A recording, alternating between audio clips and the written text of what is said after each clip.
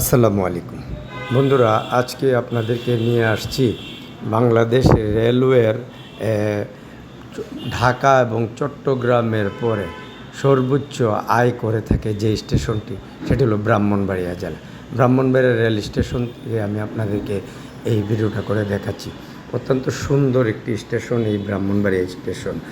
আর এই স্টেশনটি আসলে একটা মনোরম পরিবেশের মধ্যে অবস্থিত। তার চারপাশে সবুজ গাছও রয়েছে, খুবই সুন্দর একটি পরিবেশ স্টেশনটি।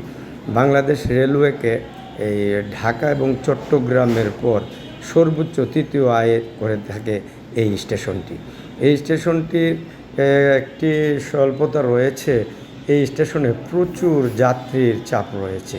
যাত্রী অনুযায়ী এখানে ট্রেনের সংখ্যাটা অপ্রতুল এবং আসন সংখ্যা অপ্রতুল থাকায় টিকিট কাউন্টার থেকে দেখা যায় যে টিকিট পাওয়াটা খুবই দুরূহ বিষয়, আর পাওয়া যায় না। অনেক সময় দেখা যায় যে টিকিটগুলো কাউন্টার থেকে দেয়, এই টিকিটগুলো অনেক সময় দেখা যায় যে কালোবাজারিদের দখলেই বেশি থাকে।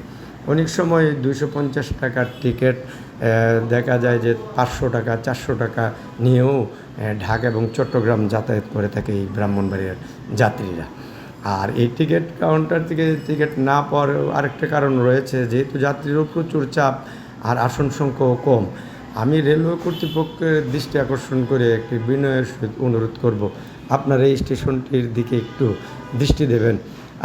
আপনারা ইচ্ছে করলে আরও কয়েকটি ট্রেন এই স্টেশনে যাত্রা বিরতি দিলে হয়তো বা যাত্রীদের এই দুর্ভোগটা অনেকটাই লাঘব হবে, আর রেলওয়েরও আয়টা আরও বাড়বে আমাদের আশা। আর এই ব্রাহ্মণবাড়িয়া জেলার রেল স্টেশনটা পরিষ্কার পরিচ্ছন্নতার দিক দিয়ে বলা যায় অনেকটাই উন্নত। আর এই স্টেশনটি সবসময় মানুষের ভিড় থাকায়, আর কাউন্টারতে তো টিকিট পাওয়া যায় না, এটা তো সারা বাংলাদেশের মানুষই জানে।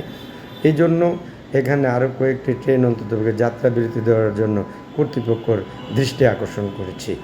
আর আমার ব্রাহ্মণবাড়িয়ার যে এই স্টেশনটিতে একটি পুলিশ ফাঁড়িও রয়েছে।